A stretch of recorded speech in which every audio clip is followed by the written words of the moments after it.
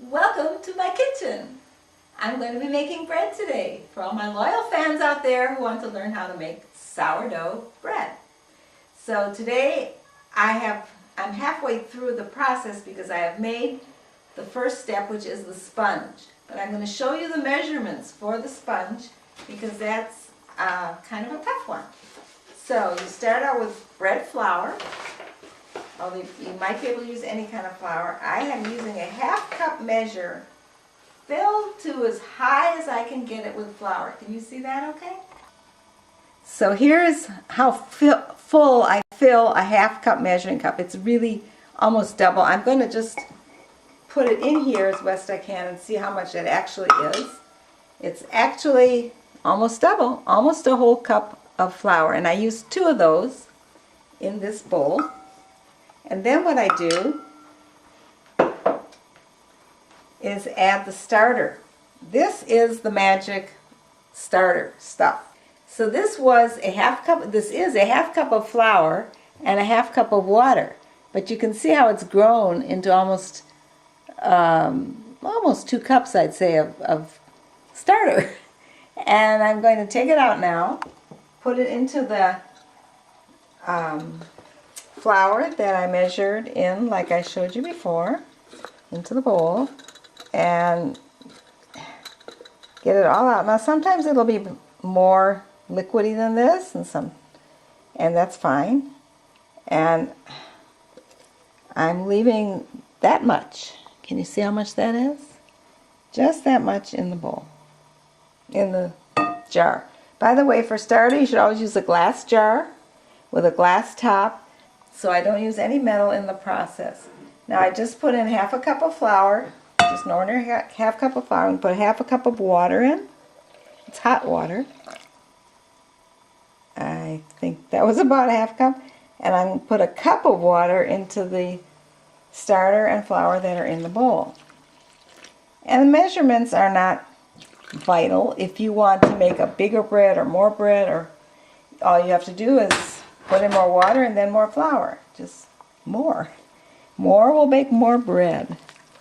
And then stir it up. And this is getting too stiff, so I'm going to add more water. I wasn't very careful in how I measured that. And can you see how stiff it was? That I couldn't even stir it. And I put a little more water, and now I can stir all the flour and water together. And I'll show you just how stiff your sponge should be when you put it in to the oven to rise overnight, or for 8 hours or 12 hours or how many hours. See, it's just like a really thick paste, almost like a cereal mush, only it's smoother than a cereal would be. And then I'm going to just get it all off of the spoon. And then I'm going to get it all off the sides of the jar, of the bowl. And now I'm going to cover this. And see how small it is? It's way down at the bottom of the bowl. I'm going to cover this with a hot towel and put it in the oven to rise. The oven is not turned on. I'm going to stir up this half cup of flour and water. And it should be exactly the same consistency as what was in that bowl. And it's not. It's way too liquidy. So you can see it's not a paste at all. So I'm going to get some more flour and put it in. So I don't know just how much flour this is going to take. I'm just going to put in a little. Try stirring it. It's getting there. Put in the rest of this. So I actually have no idea how much flour I'm putting in, but just as well, because you can see that the measurement is not what's important. It's the consistency. Now it's thick. Now it's a paste. This is good. And I'm going to just let this sit and grow overnight in the cupboard. In the morning it should be bubbly the way I showed it to you. If it's not, it sometimes takes longer. It depends just what condition your starter's in. If you've left it for a long time, it's going to take longer to come back to a normal way of being, how it should be, to the normal bubbliness. So it's all a judgment call. You have to just look at it, and that's why I'm making this video, so you can see how it's supposed to be along the way. I never, when I'm letting it rise and it's not in the refrigerator, I leave the jar open a little so the air gets in. When I actually put it in the refrigerator, I will close it up all the way. But this is going to sit now. And in the morning, it should be ready to make more bread or go in the refrigerator. It may take longer because I haven't been using it so much, so I may have to leave it out until I see the bubbles come up, and then I'll close it up and put it in the refrigerator at its prime. And we'll catch you in the morning. So here's what my sponge looks like this morning. I made it last night, put it in the oven, and it is bubbly. I hope you can see the bubbles. Okay, so now I have my sponge that has been rising overnight. In this bowl I have an even half cup of whole wheat flour, an even half cup of rye flour, 3 teaspoons of caraway seeds, and approximately 2 teaspoons of salt. I use kosher salt, 2 teaspoons of kosher salt, and that can vary in its saltiness. You might have to play with that. So I'm going to dump it in. I'm going to add 1/2 cup of hot water, and I'm going to stir it up. I use the back end of my spoon because it's just easier for me to stir this way. This old spoon was my grandmother's. I'm very happy to have it. It always reminds me of her every time I stir bread with it, although I don't believe I ever actually saw her making bread with it, but it's a pretty picture. And whoever my grandchildren would like to really get into making sourdough, or if none of them, anybody gets the spoon. So it kind of goes with the bread. So I'm mixing it up as good as I can till all the fresh stuff disappears, and scraping it out. And then I'm going to add more flour.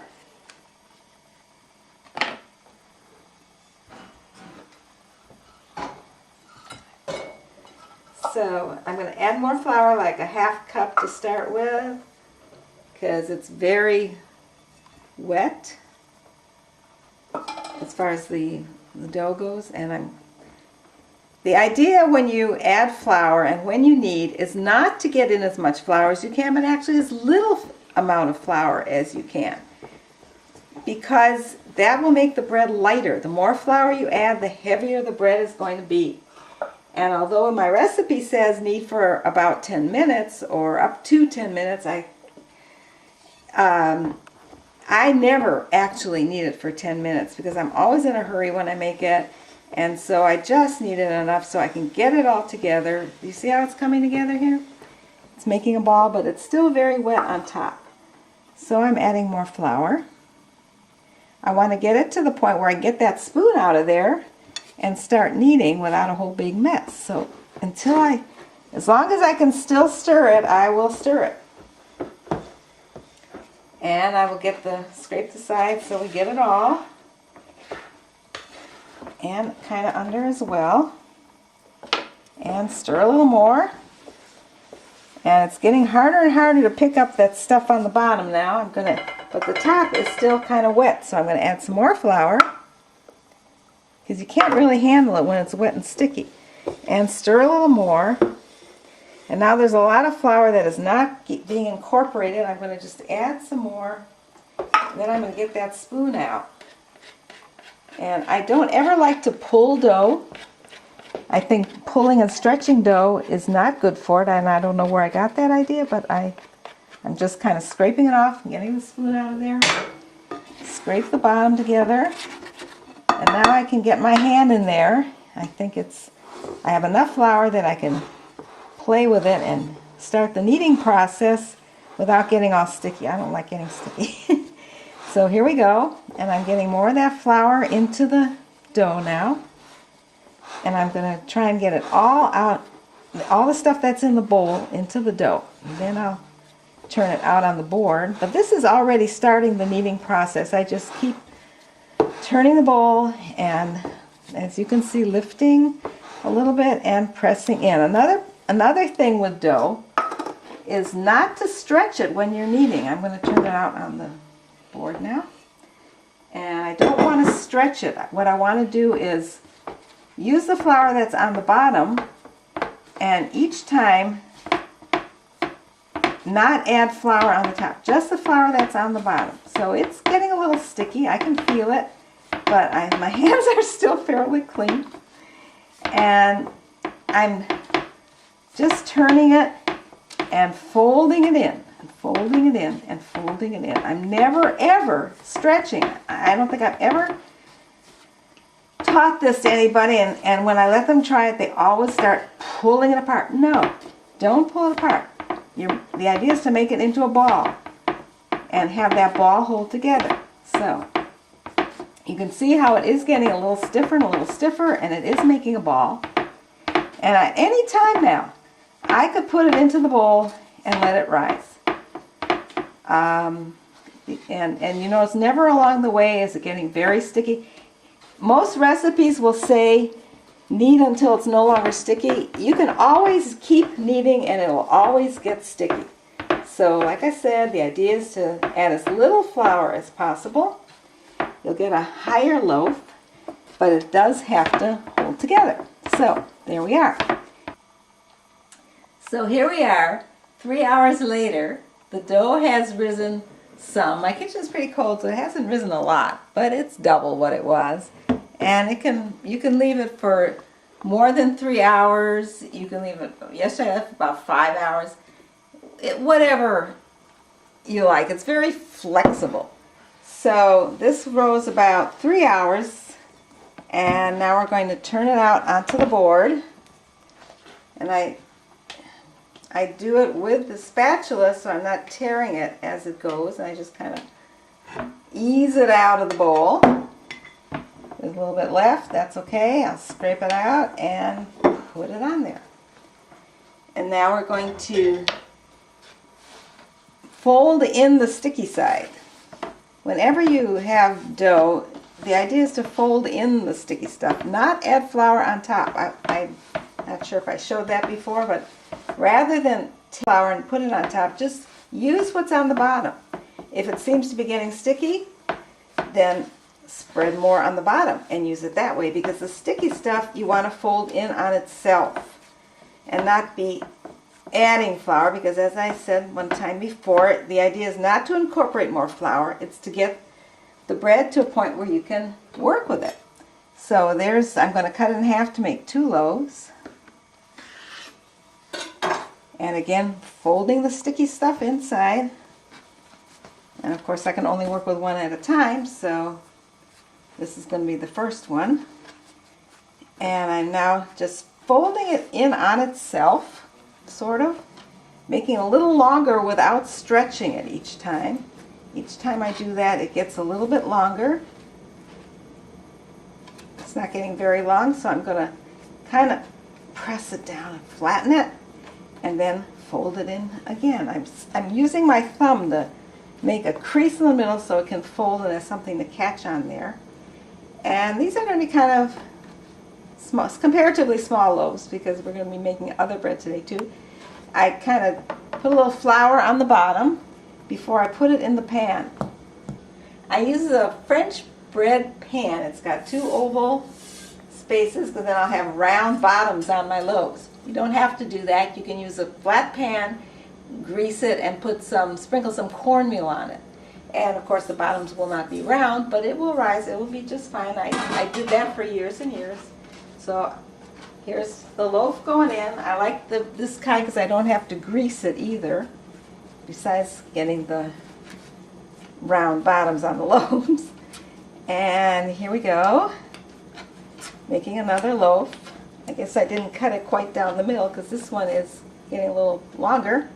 And I don't know if you can hear it, but you can actually hear the yeast bubbles, or the sourdough bubbles, popping. Did you hear that?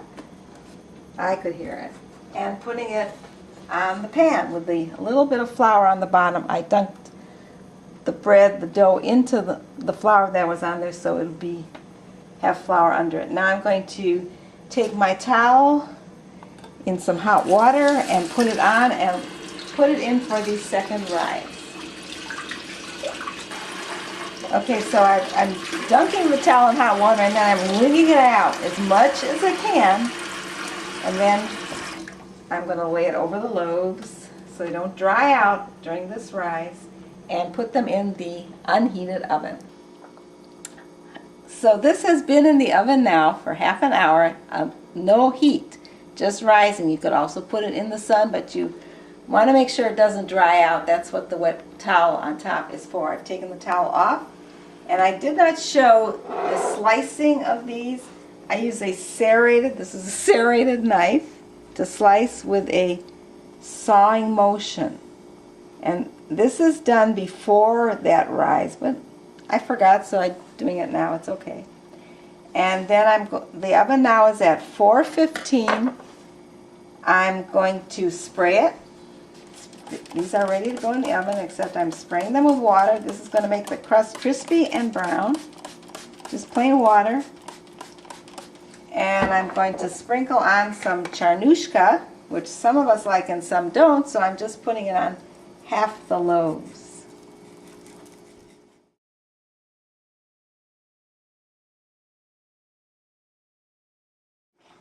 So that's it. Now it's going in the oven to bake at 415 for 35 minutes. And ovens are different. I found 35 minutes works for my oven, so that's what I'm going to do. Wow! Here it is. This looks so Boy, look at that bread. No. All right, we're going to can't have wait to some. So dig this is into this. cool. Where's the butter?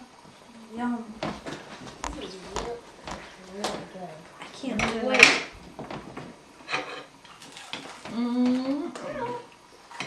You got a bigger piece than me. bread and I cannot lie. Couldn't get that one for giving me nothing. This is so good. Guess what? I'm in your chair. What are you eating now? This is great. Too good for you. I'll trade with you too. Bread and grasshopper soup. What more can any boy ask for? And thank you to our filmmaker, Sam Lerner.